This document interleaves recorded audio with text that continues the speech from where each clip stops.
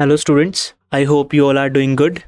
Today we are going to discuss JEE PYQs of chapter Ray Optics and Optical Instruments.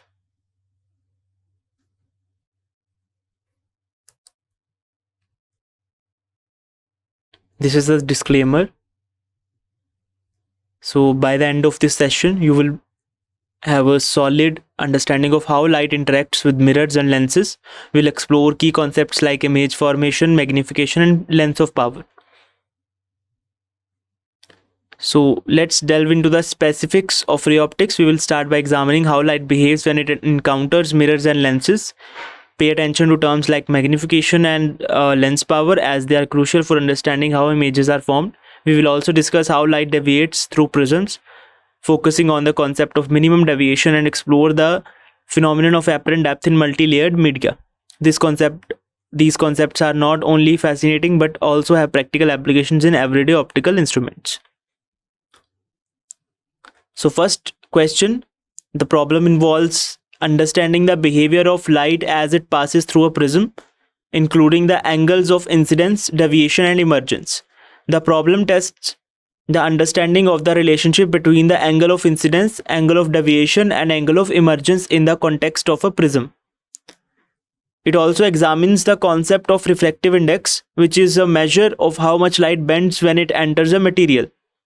In experiment, it was found that a ray is incidenting at an angle 35 degree on one face of prism, and after deviating through 40 degree, it emerges out at angle 79 degree. You have to find the maximum possible value of refractive index out of given 4 options. So options are A 1.7, B is 1.8, C is 1.5, and D is 1.6.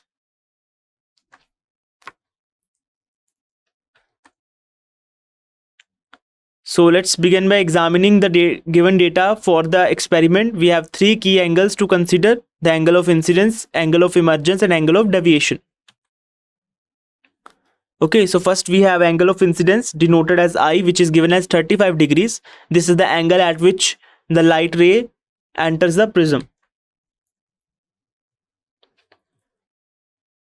So we have the angle of emergence denoted as E, which is 79 degrees. This is the angle at which light rays exits the prism after refraction. Finally, the angle of deviation denoted as delta is 40 degrees. This is the angle by which the light rays are deviated from its original path due to refraction within the prism. Now let's determine the angle of prism A. This can be calculated using the relationship between the angle of incidence, emergence, and deviation. Understanding this relationship is crucial for finding the refractive index. The formula we will use is derived from the principles of ray optics. It's important to understand how these angles interact to affect the path of light through the prism. So the formula is delta equal to I plus E minus A.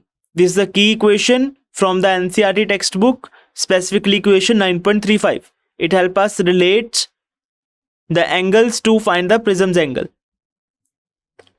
By rearranging the formula, we can solve for the angle of prism A. This gives us A equals I plus E minus delta. This step is crucial for our calculations.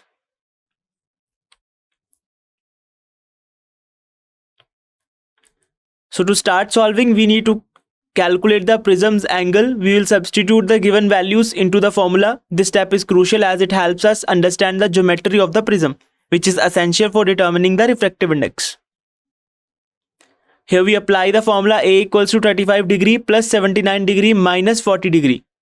This equation helps us find the prism angle, which is a key component in calculating the refractive index. Notice how each angle contributes to the final calculation. After performing the calculation, we find the angle A is 74 degrees. This value is important because it directly influences the refractive index calculations. Next, we focus on calculating the refractive index denoted as mu. We will use the formula for minimum deviation, which is standard method in optics. Understanding this formula is crucial for accurately determining the refractive index. The formula for refractive index is mu equals to sine A plus delta M by 2 upon sine A by 2. This is the equation from NCERT textbook, specifically equation 9.38. Each part of the formula plays a role in determining how the light bends through the prism. So delta M represents the angle of minimum deviation here.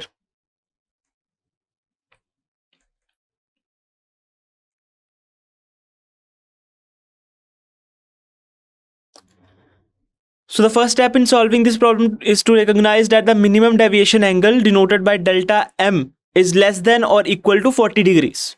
This is crucial because the minimum deviation angle is a key factor in calculating the refractive index of the prism. So in this particular case, we are considering that given deviation of 40 degrees as the minimum deviation. Okay, so minimum deviation can be equal to or less than 40 degree, but in this question we are considering it as 40 degree. Okay, this assumption allows us to proceed with determining the maximum possible refractive index. Now let's substitute the values into the formula for refractive index. We have the angle of the prism A as 74 degrees and the minimum deviation delta M as 40 degrees. These values will help us calculate refractive index using the formula. So the formula for the refractive index, mu equal to sine A plus delta M by 2 upon sine A by 2. Now by substituting the values, we get mu equals to sine 74 degree plus 40 degree by 2 upon sine 74 degree by 2. So after simplifying the expression, we find that mu equals to sine 57 degree upon sine 37 degrees. This step involves using trigonometry function to find the sine values of the angles, which will give us the refractive index.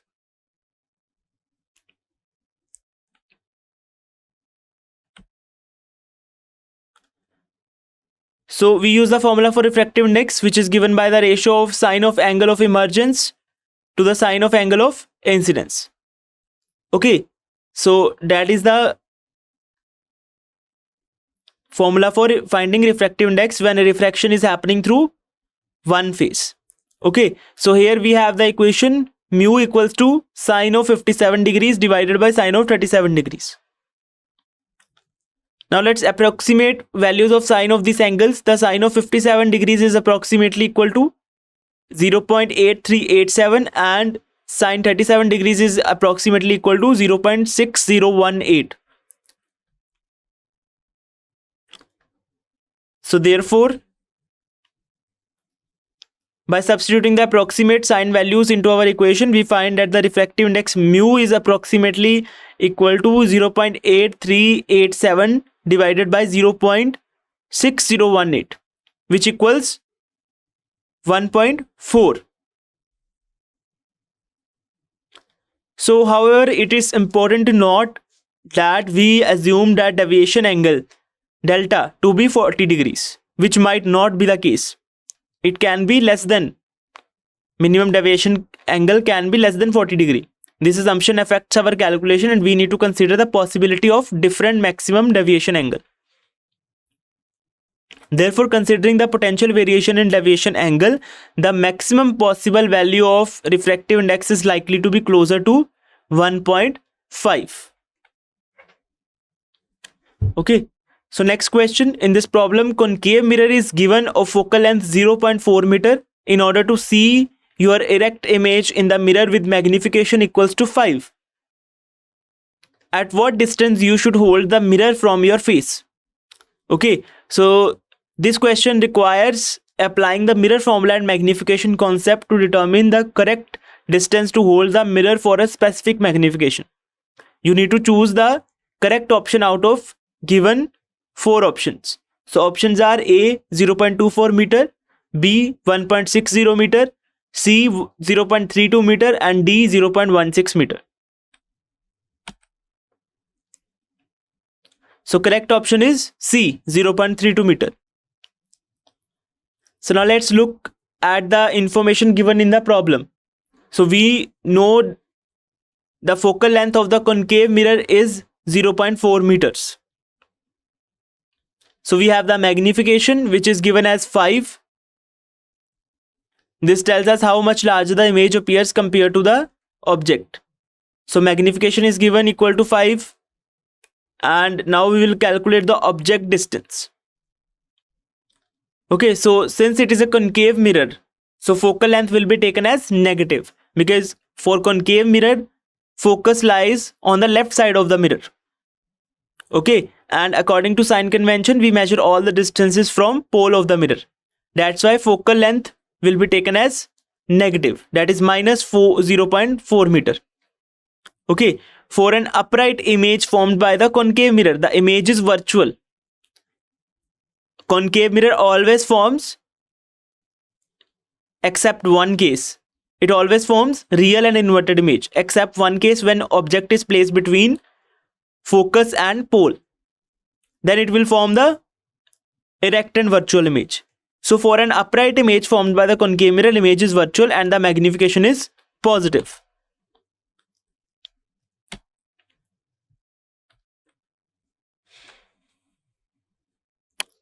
So to solve this, we need to use the magnification formula for mirrors.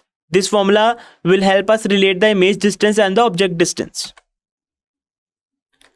So magnification formula is given by m equals to minus v upon u. Here m is the magnification, v is the image distance and u is the object distance. Okay, and this formula is according to NCERT equation 9.9. So in this formula, v is the image distance and u is the object distance. So let's substitute the given magnification into the formula. We have 5 equals to minus v upon u. So we are taking magnification as positive because we want to see our erect and virtual image. So we can rearrange to find v equals to minus 5u. This relationship will help us determine the exact distances needed to achieve the desired magnification.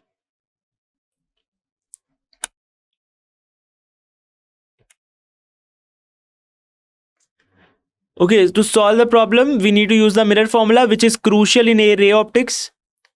And this formula is according to NCERT equation 9.7. The formula is 1 upon f equals to 1 upon v plus 1 upon u, where f is the focal length, v is the image distance and u is the object distance. So let's substitute the given values into the formula. The focal length f is minus 0.4 meter because it is a concave mirror, and magnification tells us the image distance v is minus 5 times the object distance u. The negative sign indicates that image is virtual and upright. So substituting this value in the mirror formula, we get 1 upon minus 0.4 equals to 1 upon minus 5u plus 1 upon u. This equation allows us to find the object distance u, which is distance at which you should hold the mirror from your face. Now we'll simplify the right side of the equation by factoring out 1 upon u. We have 1 upon minus 0.4 equals to 1 upon u multiplied by 1 upon minus 5 plus 1. This simplification helps us isolate u and solve the exact distance needed.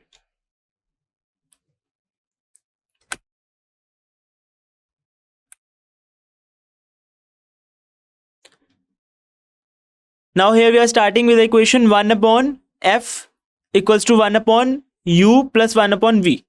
Okay, and now after putting the values and rearranging the equation, we have come to this step, that minus 1 upon minus 0.4 equal to 1 upon u multiplied by 1 upon minus 5 plus 1.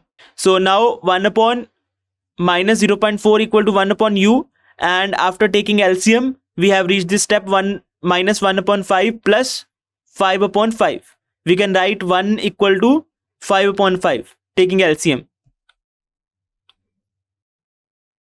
Now solving further, 1 upon minus 0.4 and minus 1 upon 5 plus 5 upon 5. It will become 4 upon 5. So 1 upon u multiplied by 4 upon 5.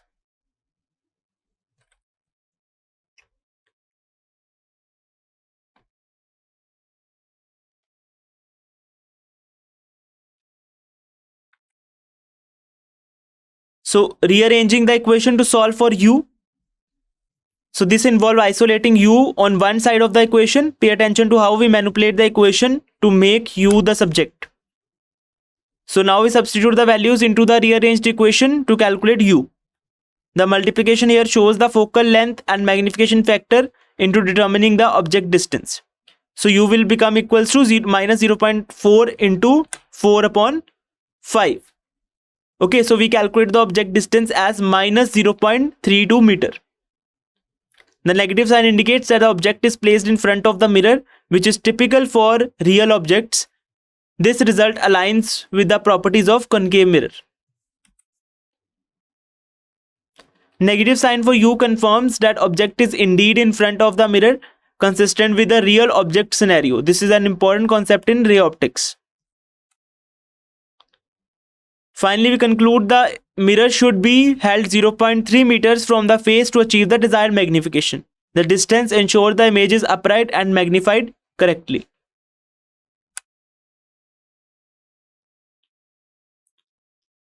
So this is the question related to the magnification of compound microscope. The problem involves calculating the focal length of the eyepiece needed to achieve a specific magnification.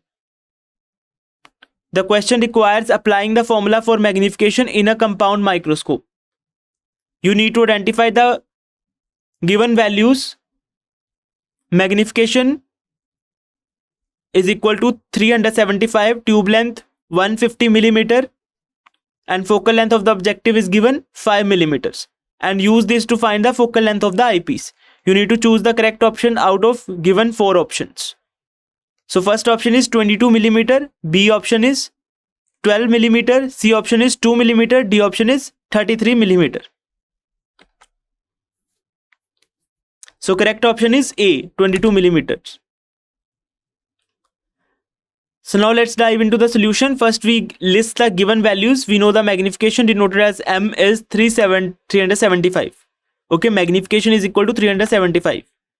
Then tube length is equal to 150 millimeter, that is 15 centimeter. Focal length of the objective lens f0 is equal to 0.5 centimeter. And formula for magnification is given. M equal to L upon f0 1 plus D upon Fe, where M is the total magnification, L is the tube length, f0 is the focal length of the objective lens, D is the least distance of distinction, or we can say near point, and Fe is the focal length of the eyepiece. So as D is the near point, usually taken as 250 millimeter, or we can say 25 centimeter. D equal to 250 millimeter equal to 25 centimeter. That is the near point.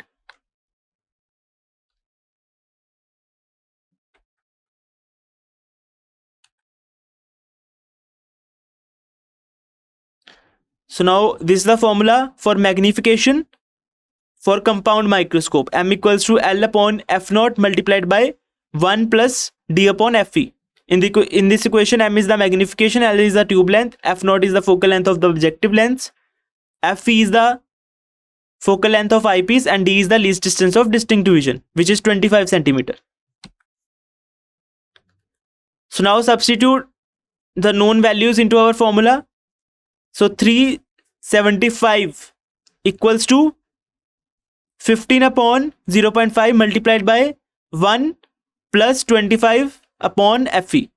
Notice how we converted the tube length from millimeter to centimeter for consistency. So tube length is given 150 millimeter and we wrote it 15 centimeter in centimeters.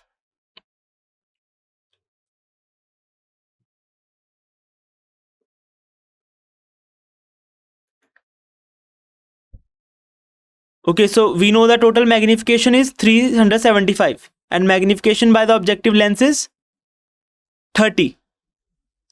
Okay, so the equation becomes 375 equals to 30 times quantity 1 plus 25 divided by the focal length of the eyepiece Fe.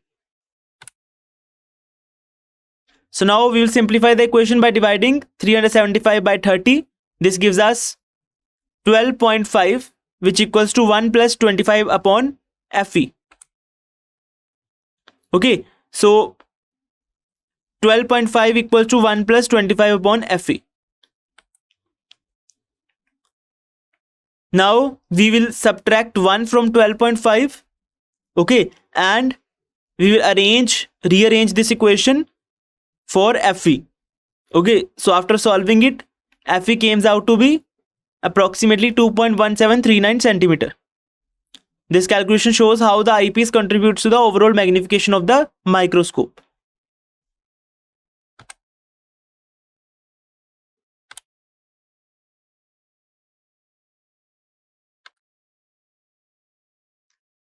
So the calculated focal length of eyepiece is approximately 2.17 centimeters. Okay, so converting centimeter into millimeters.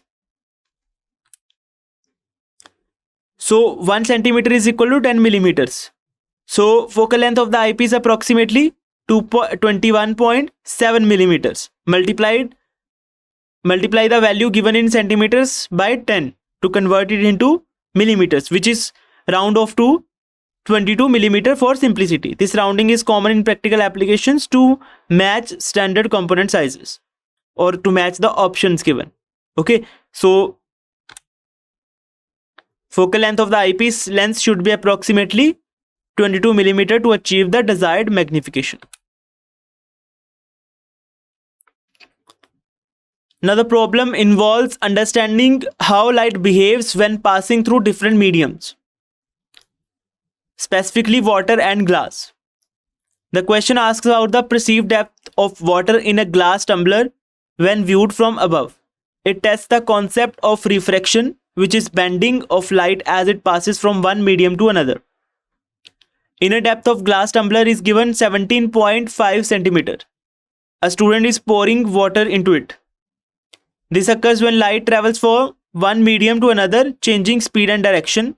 The refractive index mu quantifies how much light bends, given as mu equals to 4/3 for water, indicating how much light slows down and bends when entering water from air.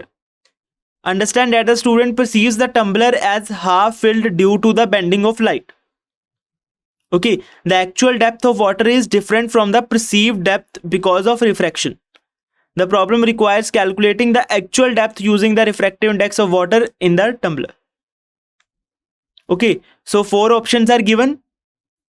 First option is 11.7 centimeter, second is 10 centimeter, third option is 7.5 centimeter, fourth option is 8.75 centimeter. So correct option is B, 10 centimeters. So this is a figure representing the situation given in the question. So the inner depth of the glass tumbler is 17.5 centimeter. A student is pouring water into it. Okay, so let's suppose he poured water up to h height. Okay, but due to the apparent shift, due to the refraction, bottom of the glass tumbler looks somewhat raised upward. Okay, due to which the height that is visible to student is different from the actual height h. Okay, he feels that the tumbler is half filled. Okay, that means he sees the apparent depth of the water in the tumbler. Or what is the meaning of he feels the tumbler is half filled? We will see further. So look at the given information. We know the total depth of tumbler is 17.5 centimeters. Okay, which is represented by D. So refractive index of water is given as mu equal to 4/3. So let the actual height of the water in the tumbler be h.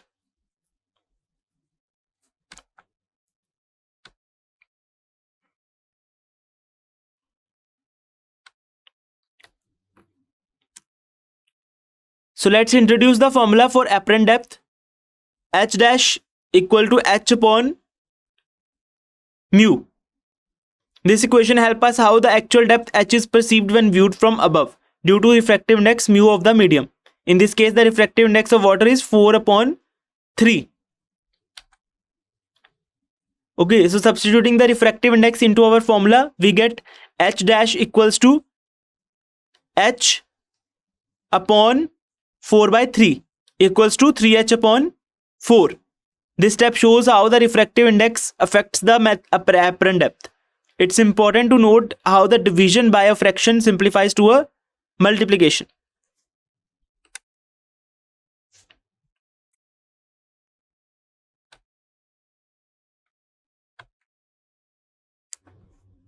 So let's consider the height of the air column above the water. Okay, so the empty part of the glass tumbler in which water is not poured.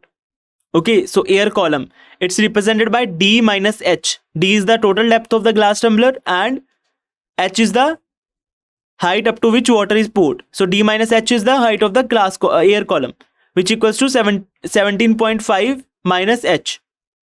This is the actual height of the air column, not the perceived depth. Okay, so pay attention to how we calculate the difference. So student perceives the tumbler to be half filled. This means the apparent depth of the water matches the height of the air column. This perception is due to the bending of light, which makes the water appear shallower than it is. Okay, so height of the water is h, which is greater than the height of the air column actually. But what student perceives? It is visible to him that the height of the air column is equal to the height of the water column, or we can say apparent depth of the water in the glass tumbler. That is the meaning of tumbler is half filled. Okay, so therefore 3h upon 4 is equal to 3h upon 4 was the apparent height we calculated, which is equal to the height of the air column 17.5 minus h.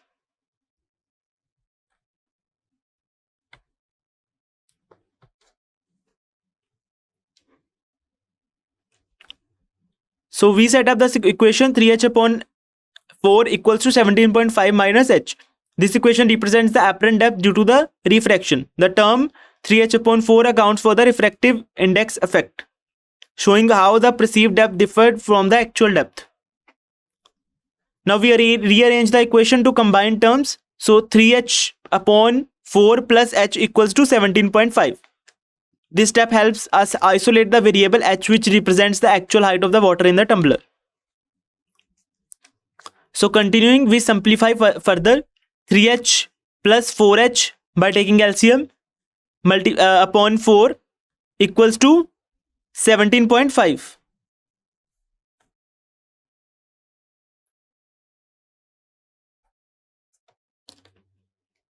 So making it easier to solve for h, we combine the terms involving h, making it easier to solve for h. This step is crucial for understanding how the refractive index alters our perception of depth. Now we have 7h upon 4 equals to 17.5. This equation allows us to solve for h directly. By multiplying both sides by h by 4 upon 7, we can find the actual height of the water in the tumbler.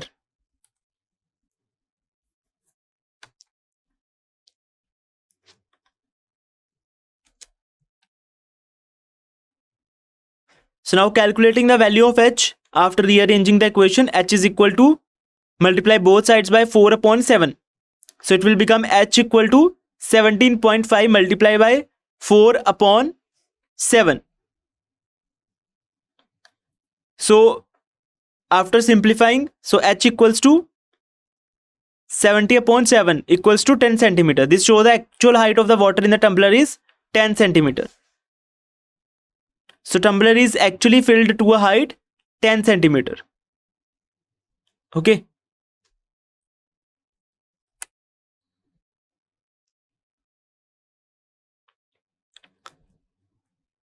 So refractive index of an equilateral prism is given as √2.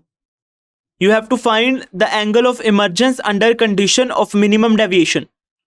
Angle should be found in degree.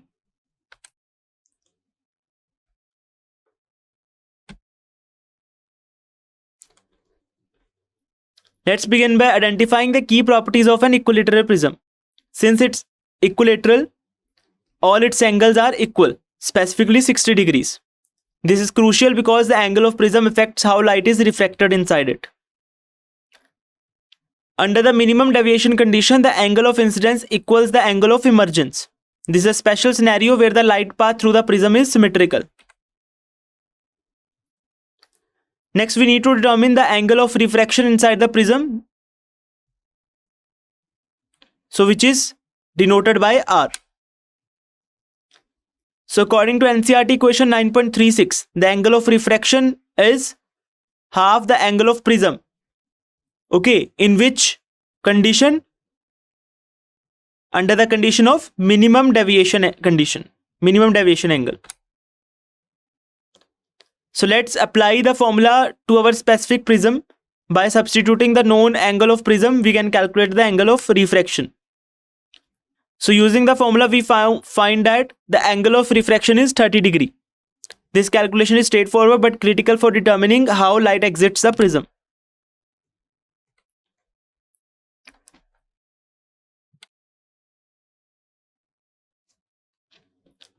So let's apply the Snell's law at the first refracting surface. Snell's law helps us understand how light bends when it moves from one medium to another. So here is the equation from Snell's law: n21 equal to n2 upon n1 equals to sin I upon sin R.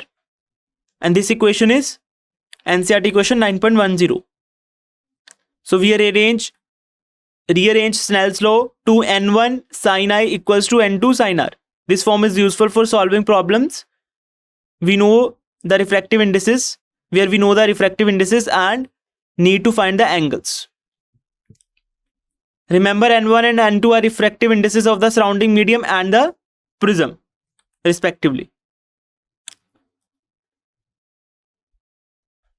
So where n1 is the refractive index of the surrounding medium, air, that is n1 equal to 1. For air, refractive index is 1.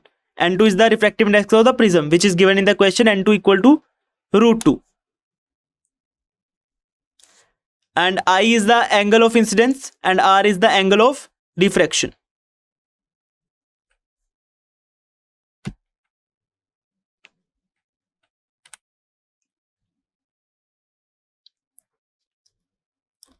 So again, equation n1 sin I equal to n2 sin R. So n1 equal to 1, n2 equal to √2 and R equal to 30 degree. Okay, so let's substitute these value in the above equation. So substituting the known values into Snell's law, we have 1 multiplied by sin I equal to √2 multiplied by sin 30 degree.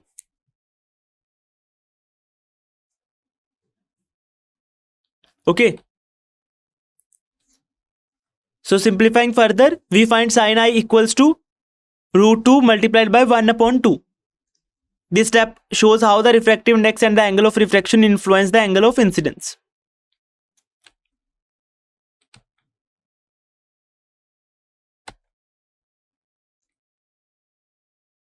So the equation sin I equals to 1 upon square root 2 help us relate the angle of incidence to the refractive index. So now we calculate the angle of incidence, which is 45 degree. This angle is significant because it represents the angle at which light enters the prism under minimum deviation conditions. Okay, so finally under minimum deviation conditions, the angle of emergence E is equal to the angle of incidence. Therefore, the angle of emergence is also 45 degree.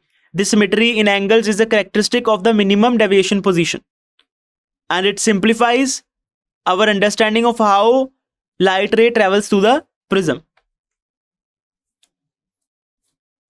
So next question. The question involves a biconvex lens with a given focal length 10 cm that is cut into two identical parts along a plane perpendicular to the principal axis. The problem tests the understanding of how the power of a lens is affected by physical changes to its structure. Key concepts include understanding the relationship between a focal length and lens power, and how cutting a lens affects these properties.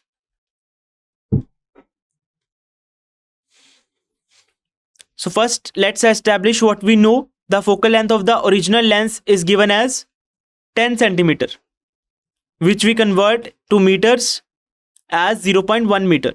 This conversion is crucial because the power of the lens is typically measured in diopters, which uses focal length in meters. So this is the diagrammatic representation. So this is a biconvex lens and dashed line representing the plane perpendicular to the principal axis along which it will be cut. So its focal length initially is 10 centimeter. To solve this problem, we will use the lens maker's formula.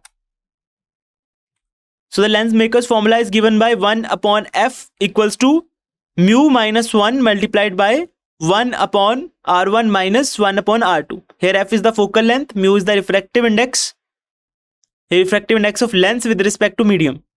Okay, and r1 and r2 are the radii of curvature. Okay, so where r1 and r2 are radii of curvature.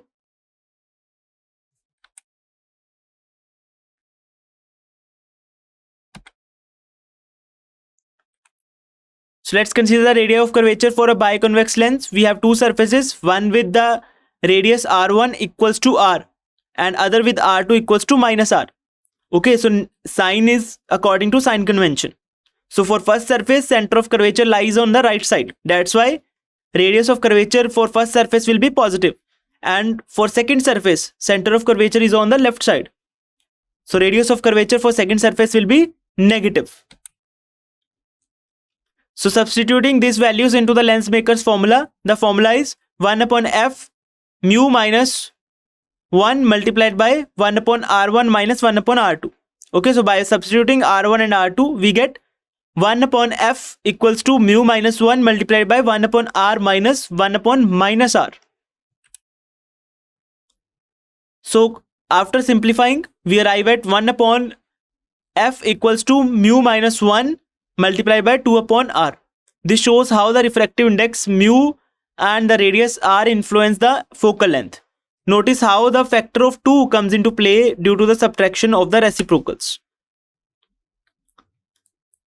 Now from the simplified equation, we can solve for the focal length f equals to r upon 2 multiplied by mu minus 1. Mark it as first equation.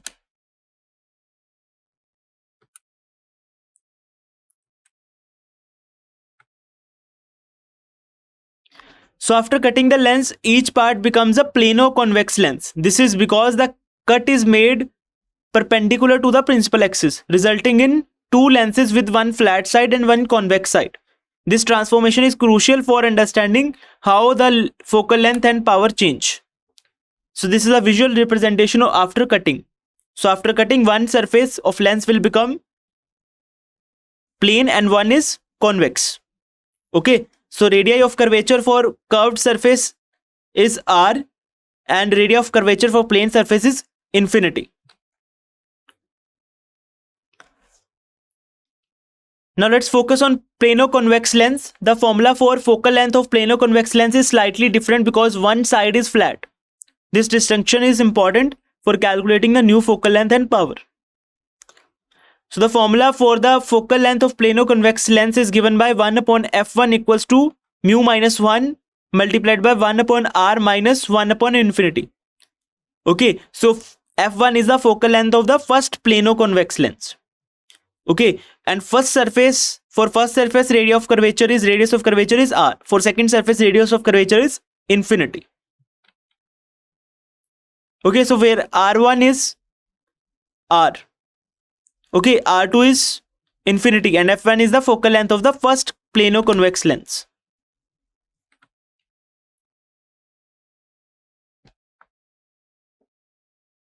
So here we have visual representation of the biconvex lens being cut. Notice how the lens is divided into two identical parts. This image helps us visualize the problem and understand that each half will have its own focal length and power. Okay, so this is the formula for focal length for the first plano-convex lens. And from this, we find f1 equals to r upon 1 upon infinity is 0. Okay, so 1 upon infinity will become 0 and f1 equals to r upon mu minus 1. This expression gives us focal length of one half of the lens. Mark it as second equation.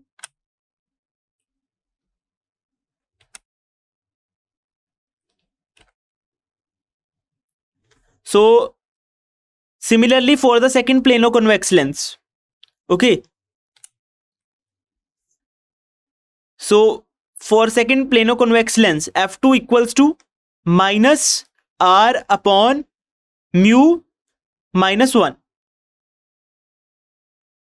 Okay, so in this equation, r is the radius of curvature and mu is the refractive index of the lens material.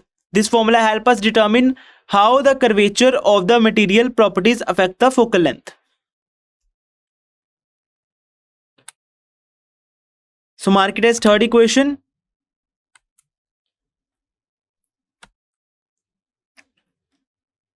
So to solve this, we begin by dividing equation 1 by equation 2. So after dividing, we get the equation f upon f1 equals to 1 upon 2. This tells us that focal length of each half f1 is twice the focal length of the original lens. Okay. This is an important relationship that will help us find the power of each half. So next we use the formula for power P equals to 1 upon F. This formula is key because it directly relates the focal length to the power of the lens. So by substituting the expression of power, which is equal to 1 upon F, into the above expression, we find P1 equal to, or P1 upon P equal to 1 upon 2.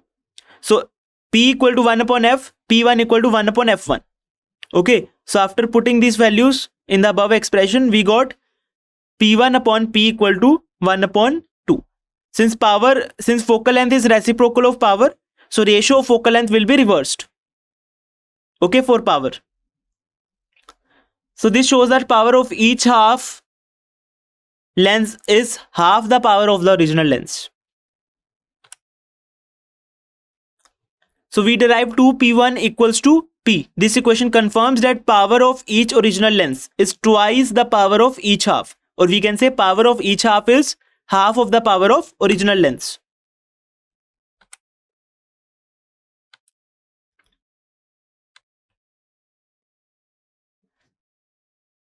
So the power of lens denoted as P is given by the formula P equals to 1 upon F, where F is the focal length in meters. Okay, so since the lens is cut into two identical parts, the power of each part P1 is half of the power of original lens. Okay, that means the lens formed after cutting are weaker than original lens in terms of power. Okay, so substituting the formula P equal to 1 upon F, we got P1 equal to 1 upon 2F. This step shows that how power of each half is calculated using the focal length of the original lens. Okay, so since the original focal length is 10 centimeters, or in meters we can say 0.1 meter, we convert it into meters, which is 0.1 meter. So P1 equals to 1 upon 2 multiplied by 0.1. This calculation will give us the power of each half of the lens in diopters. So after performing the calculation, we find P1 equals to 5 diopters. This means each half of the lens has a power of 5 diopters. So the power of each lens after cut is P1 equal to 5 diopter. Now next question, the problem involving ray optics and optical instruments. It describes a scenario with two immiscible means that cannot mix liquids in a beaker, each with different refractive indices and a coin placed at the bottom. This problem tests understanding of apparent depth and diffractive indices in the optics. It involves calculating the apparent depth of the object viewed through the multiple layers of the transparent media. You have two liquids with refractive indices 8 upon 5 and 3 upon 2. Each liquid column has a height of 6 cm. The task is to find the apparent depth of a coin placed at the bottom of the beaker as shown in the diagram.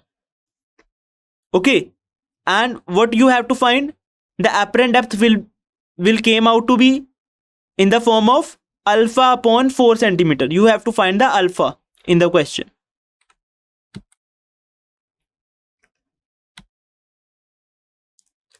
To solve this, we need to understand how light behaves when it passes through different media.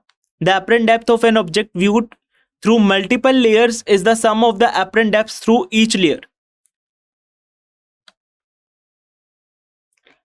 So let's focus on a single layer. The apparent depth through one layer is calculated by dividing the real depth by the refractive index of that layer. This formula helps us determine how much the light bends and how it changes our perception of depth.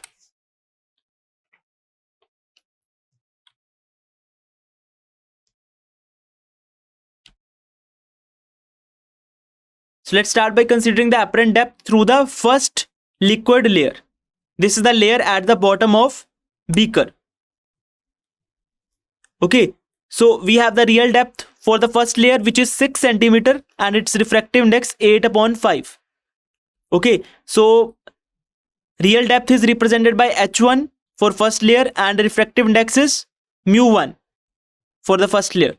These values are essential for calculating the apparent depth as they determine how much the light bends when passing through this layer. Okay, now we'll calculate the apparent depth through this layer. This involves using the formula for apparent depth, which is the real depth divided by the refractive index.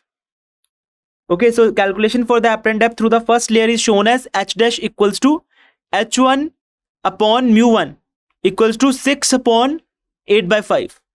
This equation demonstrates how we apply the formula to find the apparent depth.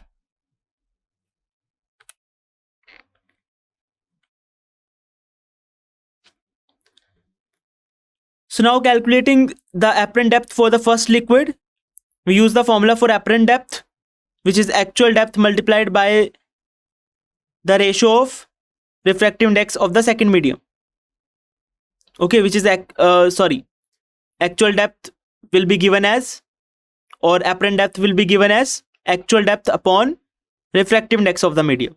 Okay, here the actual depth is 6 centimeter and the refractive index of the first liquid is 8 by 5. So we calculate the apparent depth as 6 multiplied by 5 upon 8, which is equal to 30 upon 8. So apparent depth h1 dash will be equal to 15 upon 4 centimeter. So this is the depth at which the coin appears to be when viewed through the first liquid.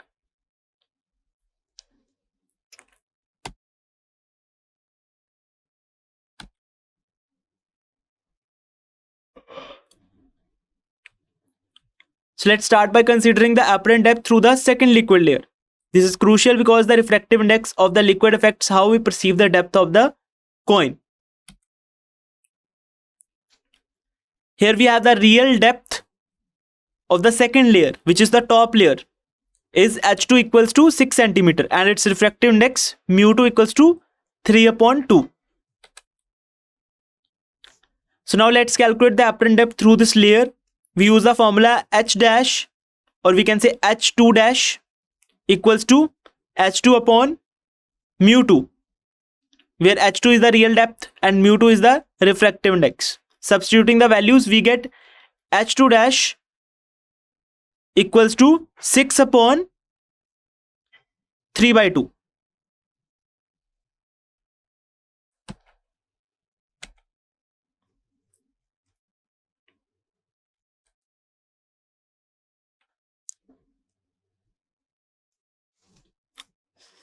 We use the formula for apparent depth. Okay, now we have simplified the equation. We came to h2 dash equals to 6 multiplied by 2 upon 3, which is equal to 12 upon 3.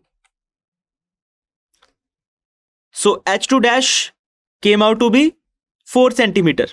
Okay, so this means the coin appeared to be at depth of 4 centimeter when viewed from the second liquid. Notice how refractive index affects the perceived depth, which is less than the actual depth.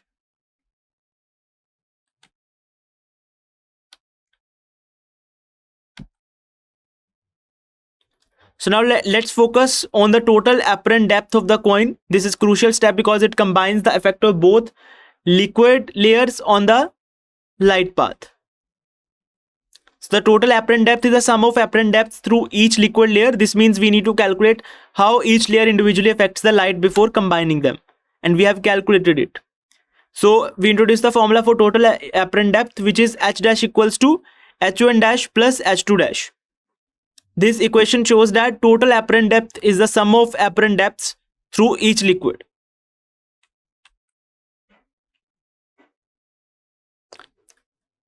So substituting the values, we find that H dash equals to 15 upon 4 plus 4. This calculation involves adding the apparent depths calculated for each liquid layer.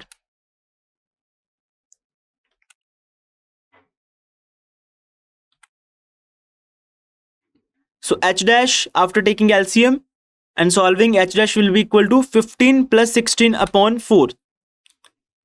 Okay. So now H dash will be equal to 31 upon 4 centimeter.